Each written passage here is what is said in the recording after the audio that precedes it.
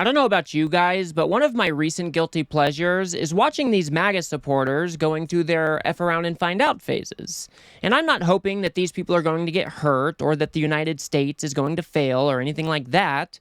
I just have certain expectations of an incoming Trump administration that I think are going to be devastating for this country. And it's my hope that at least some of these people will finally realize just how bad Donald Trump is. But first, if you want to support independent progressive media and help me make it to 1,000 subscribers, please remember to hit that subscribe button. I'm trying to make it to 1,000 before the end of the year, and I would very much appreciate your support. Now, I think one of the most fascinating things we've been witnessing ever since Donald Trump got reelected is all of these MAGA supporters who claim that they like Donald Trump, but when they are pressed on some of the specific policy ideas, they seem to have this cognitive dissonance that they either don't recognize or that they are pushing aside in hopes that Donald Trump won't do what he said he was going to do. I don't know if you guys remember this guy, but he said that he would be all down for mass deportations as long as they're not targeting people who are family-oriented. If they let in hundreds or thousands of people who already have criminal records, if deporting them creates a mass deportation, I'm all for it. But what if rounded up in all of that are people who work on a farm? They're doing the jobs that Americans don't want to do. Does that worry you? That wouldn't be fair. Of course, they need to make sure that they don't throw away, they don't kick out, they don't deport people that are family oriented. So this guy obviously believes that we have hundreds of thousands, if not millions, of criminal undocumented immigrants here, and mass deportations would be okay for those people, but if it came to targeting people who were family-oriented or people that were working on farms and contributing to the economy, well, then that wouldn't be okay. But Donald Trump has made no caveats about who he will or won't deport. He's talked about deporting all undocumented immigrants. He's even talked about deporting people with temporary protected status. And he's even been more extreme than that, saying that he will deport American citizens if it means that the family stays together. So it doesn't make a whole lot of sense to me that this guy is saying that he supports Donald Trump, but he doesn't support mass deportations that Donald Trump has said that he was going to do. How does it make sense for these two ideas to exist on the same plane? It's really fascinating to me. I just don't understand how this cognitive dissonance works. This guy wants to support Donald Trump, but is hoping Donald Trump doesn't do the things that he said that he was going to do. And we have another example from a undocumented mechanic out of Houston. Listen to how he rationalizes this cognitive dissonance. Gelasio Velasquez is an undocumented mechanic who has worked in Houston for 25 years. Oh! He plays in this park with his two U.S. citizen children, ages 5 and 9, and stands by Donald Trump. So you support Donald Trump because of the economy? For the economy, yes.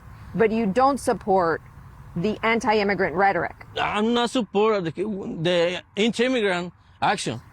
Do you support his mass deportations? No, it's not human. Are you afraid that you could be deported in this mass deportation? I'm not afraid. So this gentleman wants to support Donald Trump because he wants a better economy. Okay. But then he also goes on to say that he doesn't like the anti-immigrant rhetoric. He doesn't like the idea of mass deportations. And then he also says that he doesn't think he will be deported, even though he is undocumented. And Donald Trump, one of his main promises was these mass deportations. And we've already talked about how he has said that he would even deport American citizens if it meant that it would keep the family together. And this gentleman would fall into that category.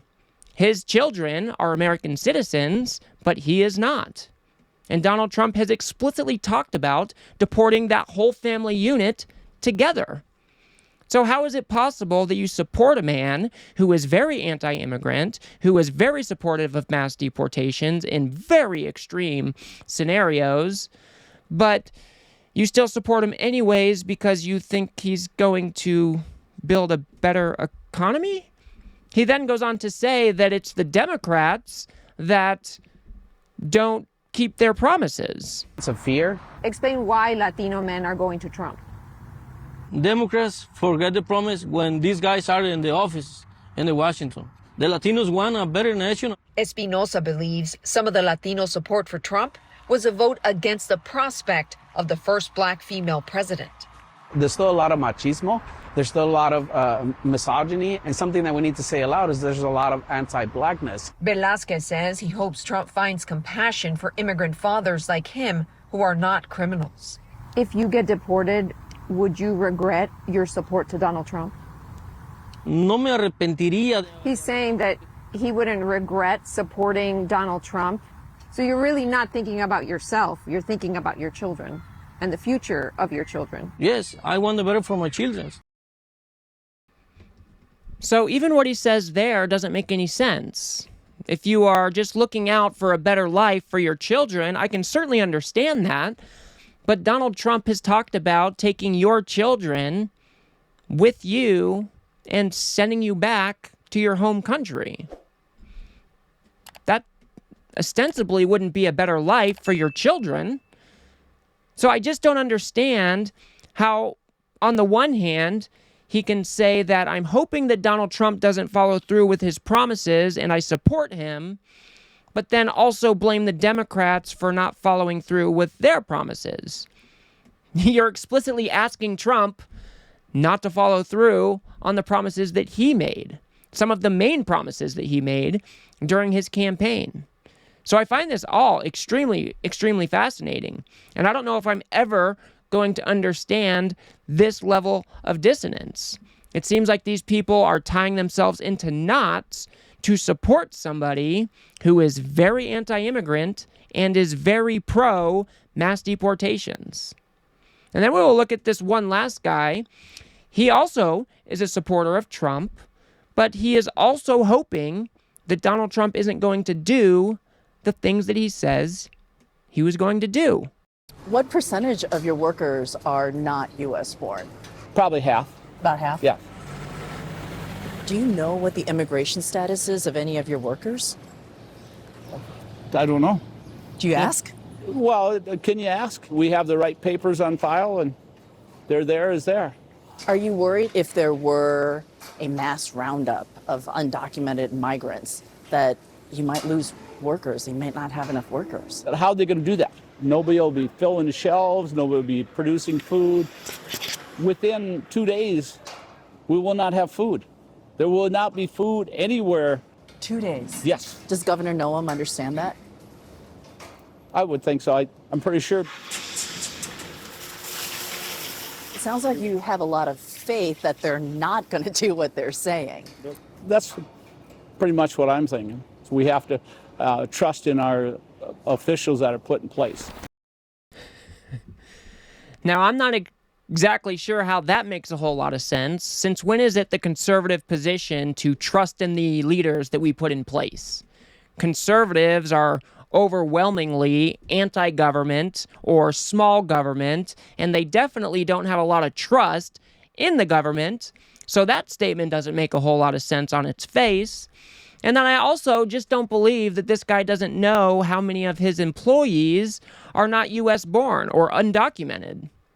It just doesn't make a whole lot of sense. And he's basically saying that mass deportations would be so untenable for the United States of America that I'm hoping Trump won't do them while still supporting Trump.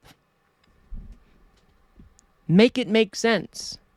This guy says if mass deportations were actually carried out, that we would have no food in 2 days. And that would be completely devastating to the American people.